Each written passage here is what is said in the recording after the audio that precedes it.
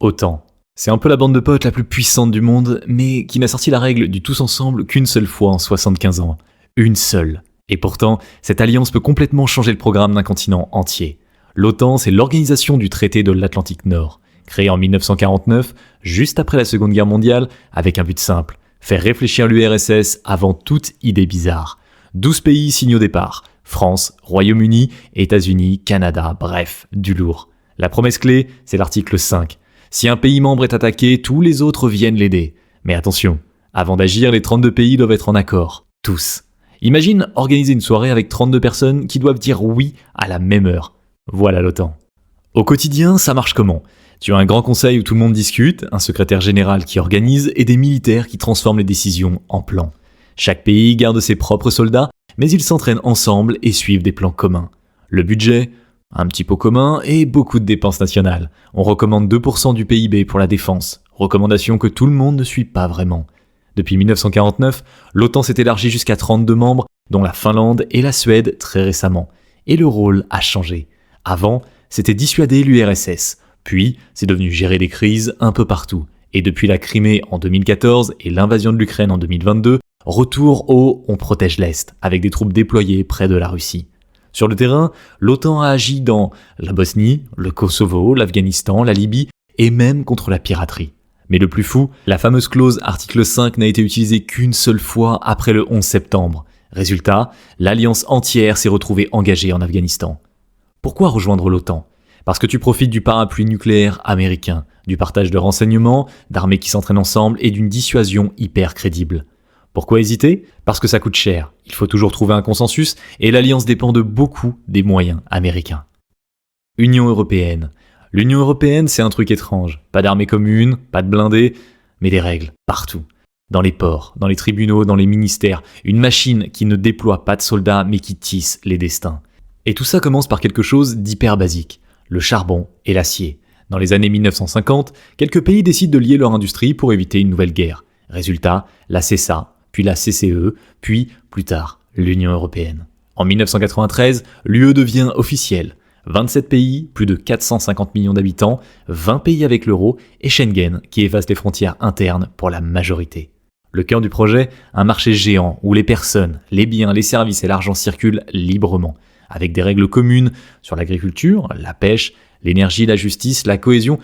Bref, beaucoup de règles communes pour éviter le chaos et assurer un minimum de stabilité. La promesse, c'est simple. La paix par l'intégration. Si tes économies sont liées, tu n'as aucune envie de te faire la guerre. Le prix ? Eh bien, une partie de ta souveraineté. Et là, forcément, ça discute. Énergie, migration, budget, sanctions, chaque pays a ses lignes rouges, surtout quand il faut l'unanimité pour la politique étrangère. Mais comment tourne cette énorme machine ? La Commission propose les lois et vérifie qu'on respecte les règles. Le Conseil des ministres et le Conseil européen donnent la direction politique. Le Parlement européen vote les lois avec eux. La Cour de justice tranche les disputes. Et dans la zone euro, la BCE pilote la monnaie. Côté défense, pas d'armée européenne, mais une coopération militaire et des missions civiles. Rien de comparable à l'OTAN, mais ça existe. Pourquoi entrer dans l'UE ? Le marché unique, 450 millions de clients, les fonds de cohésion, beaucoup d'argent pour les régions en retard, la libre circulation, vivre, travailler, étudier sans frontières, le poids commercial. L'UE négocie comme un géant. Les normes européennes, elles s'exportent et ouvrent des marchés. Et pourquoi râler ? Lenteur des décisions, veto national qui bloque parfois tout, contraintes budgétaires, règles strictes. Côté opération, pas de guerre version UE, mais des missions de maintien de la paix, des opérations civiles et militaires. Balkans, Sahel, Méditerranée, soutien coordonné à l'Ukraine. L'UE ne dirige pas avec des tanks, elle dirige avec le droit, les normes, les traités. Les alliés de 39-45. Voici la coalition la plus étrange et la plus puissante de l'histoire moderne. Démocratie, dictature, empires coloniaux, tous dans le même camp. Pas par amour, par nécessité, écraser l'Axe. Quand tout ça démarre, septembre 1939. Royaume-Uni et France déclarent la guerre après l'invasion de la Pologne. Ensuite, tout s'accélère. 1941, l'Allemagne attaque l'URSS, Moscou rejoint les Alliés. Décembre 1941, Pearl Harbor, les États-Unis entrent en guerre. La Chine combat déjà le Japon depuis 1937. Résultat, ces quatre-là deviennent les quatre grands. Autour d'eux, s'ajoutent des dominions, des colonies, des gouvernements en exil. Tout le monde rejoint pour un objectif unique, faire capituler l'Axe. Mais derrière l'unité, ça frotte. Imagine autour de la même table Capitalistes américains, communistes soviétiques, impérialistes britanniques et des colonies qui rêvent d'indépendance. Un cocktail explosif. Exemple simple. Les États-Unis veulent débarquer en France le plus vite possible. Les Britanniques préfèrent passer par l'Afrique du Nord, puis l'Italie. Résultat, dispute, compromis, méfiance. Et à la fin, gros désaccord sur la Pologne et l'Europe de l'Est. Les graines de la guerre froide sont plantées. Comment cette alliance fonctionne malgré tout ? Casablanca, Téhéran, Yalta, Potsdam, c'est là qu'on fixe la stratégie, le calendrier et l'après-guerre. Côté logistique, une machine de guerre gigantesque. Les États-Unis envoient navires, avions, camions, nourriture. En échange, base, réparation, services. Un échange géant qui maintient l'effort de guerre sur tous les fronts. Leurs forces, ressources combinées, industrie colossale, logistique synchronisée, fronts multiples qui étouffent l'axe. Le coût, perte humaine immense, économie épuisée, dispute féroce sur l'avenir de l'Europe. Une alliance de nécessité, pas un mariage d'amour. Pas de charte permanente, pas de règle éternelle, juste une coalition temporaire pour vaincre un ennemi commun. On coopère, on gagne, puis on se sépare. L'axe, 3 dictatures, 3 agendas, une chute spectaculaire. Une alliance scellée par des pactes anticommunistes et beaucoup d'ego. Le nom officiel, puissance de l'axe. Au centre, l'Allemagne nazie, l'Italie fasciste et le Japon impérial. Clarifions la chronologie. 1936, pacte anticommuniste entre Berlin et Tokyo. 1939, pacte d'acier entre Allemagne et Italie. 1940, pacte tripartite, le trio affiche un front commun. Objectif affiché, renverser l'ordre mondial plutocratique, contenir le communisme et construire des empires. Sur le papier, un bloc uni. En réalité, un chaos organisé. Pourquoi ça ne fonctionne pas ? Parce qu'il n'y a aucune vraie coordination. Pas d'état-major commun, pas de plan stratégique global, et chacun fait son propre empire dans son coin. Exemple, Hitler envahit l'URSS sans prévenir ses alliés. Le Japon attaque Pearl Harbor sans prévenir Berlin. L'Allemagne regarde l'Europe. L'Italie rêve de Méditerranée. Le Japon vise l'Asie. 3 objectifs différents, 0 coordination. Autour du trio, on trouve d'autres alliés. Hongrie, Roumanie, Bulgarie, Slovaquie, Croatie. Certains très dépendants de Berlin, et des cas particuliers comme la Finlande qui combat l'URSS mais suit son propre agenda. Une idéologie qui colle la façade, mais pas l'intérieur. Militarisme, expansion, économie fermée, ok, ils ont ça en commun. Mais sur le terrain, c'est surtout pillage, occupation brutale, crimes de guerre massifs. Et au début, l'axe avance vite. 1939-1942, l'Europe, l'Afrique du Nord et l'Asie de l'Est tombent les unes après les autres. Des territoires annexés, occupés, exploités. Les richesses capturées alimentent la machine de guerre. Le vrai problème, le moteur casse de l'intérieur. Trop de fronts, trop de territoires, stratégie qui ne s'aligne jamais, ressources limitées comparées aux alliés, économie épuisée, surtout l'Allemagne et le Japon. Et surtout, le pétrole. Quand la Roumanie change de camp en 1944, l'Allemagne perd quasiment sa principale source. Même Hitler reconnaît que la guerre est perdue. Le robinet se ferme. La suite, une chute mécanique. Dès 1943, défaite en série, régime qui s'effondre, capitulations successives, un nouvel ordre mondial façonné par les vainqueurs. Une alliance née dans l'arrogance, détruite par ses propres contradictions. Nations Unies. Voici l'arbitre du monde. 193 pays dans la salle. Des débats qui durent des heures et un conseil où 5 pays peuvent bloquer n'importe quelle décision. Bienvenue aux Nations Unies, né en 1945 avec une promesse énorme. Maintenir la paix, protéger les droits humains, aider au développement. En théorie, une grande famille mondiale. En pratique, un arbitre qui siffle même quand les joueurs ignorent le sifflet. Le problème numéro 1, le veto. Au Conseil de sécurité, 5 pays ont un super pouvoir. États-Unis, Royaume-Uni, France, Russie, Chine. Un seul non, résolution bloquée. Résultat, des crises entières restent figées comme en Syrie ou en Ukraine. Et quand le Conseil bloque, l'Assemblée générale peut parler, mais elle ne peut pas obliger. Comment tourne cette méga machine diplomatique ? Assemblée générale, débat, résolution, budget. Conseil de sécurité, sanctions, opérations, surveillance des cessez-le-feu. Cour internationale de justice règle les disputes entre États. Secrétariat gère l'administration et les missions. Agences spécialisées, OMS, FAO, UNESCO, santé, nourriture, culture, bref, tout. Et sur le terrain, les casques bleus. Des missions de maintien de la paix, surtout en Afrique et au Moyen-Orient. Ils protègent les civils, surveillent les cessez-le-feu, aident les processus politiques. Quand ils ont les moyens, ce qui n'est pas toujours le cas. Et l'argent dans tout ça ? 2 grandes catégories. Contribution obligatoire, budget ordinaire plus maintien de la paix. Contribution volontaire, aide humanitaire et développement. Plus un pays est riche, plus il paie. Et forcément, ça râle. Arriéré de paiement, budget serré, mission qui manque de matériel. Les forces, C'est la seule table où tout le monde est assis. Coordination humanitaire gigantesque, normes mondiales, droits humains, environnement. Et les faiblesses ? Le veto qui bloque tout, des mandats parfois trop limités, une dépendance financière qui ralentit l'action. L'ONU ne gagne pas des guerres. Elle met des règles, elle canalise les crises, elle donne un cadre quand tout part en vrille. BRICS. Les BRICS, c'est un club un peu particulier. Ils veulent passer dans l'économie mondiale, mais sans passer par le dollar. À l'origine, ce club n'existait même pas. En 2001, un analyste de Goldman Sachs invente juste un acronyme pour parler de pays promis à une grosse croissance. BRIC, Brésil, Russie, Inde et Chine.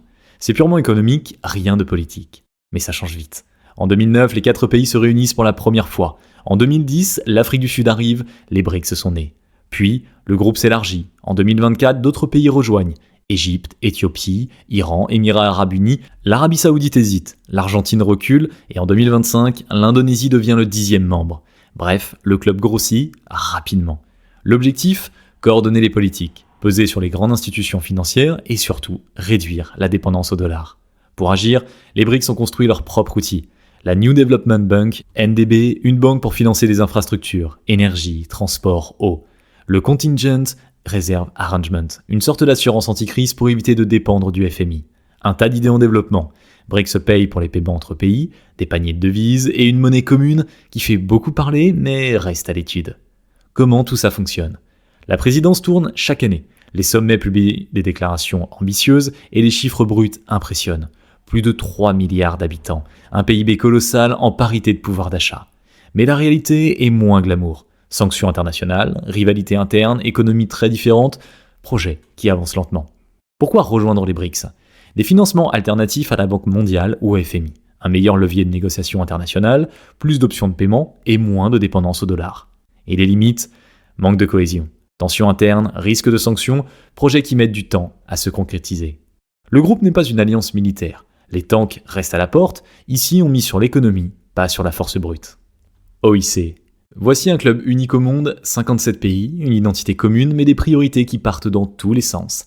C'est l'Organisation de la coopération islamique, ou OIC. Née en 1969 après l'incendie de la mosquée Al-Aqsa, un choc symbolique qui pousse plusieurs pays à se réunir. Siège à Djeddah, bureaux un peu partout, New York, Genève, Bruxelles, Jakarta. Un espace immense, plus d'1 milliard d'habitants et un symbole, Kaaba, plus globe, plus croissant, pour rappeler sa mission. Et fait surprenant, certains membres ne sont même pas majoritairement musulmans, comme la Côte d'Ivoire ou le Suriname. Preuve que la coopération dépasse le seul critère religieux. La promesse sur le papier. La charte dit défendre les intérêts des musulmans, renforcer la solidarité, coopérer politiquement, économiquement, culturellement, scientifiquement, soutenir la paix et la sécurité mondiale. En théorie, un front uni. En pratique, monarchie, république, démocratie fragile, régime autoritaire, tous à la même table, avec des priorités qui s'entrechoquent.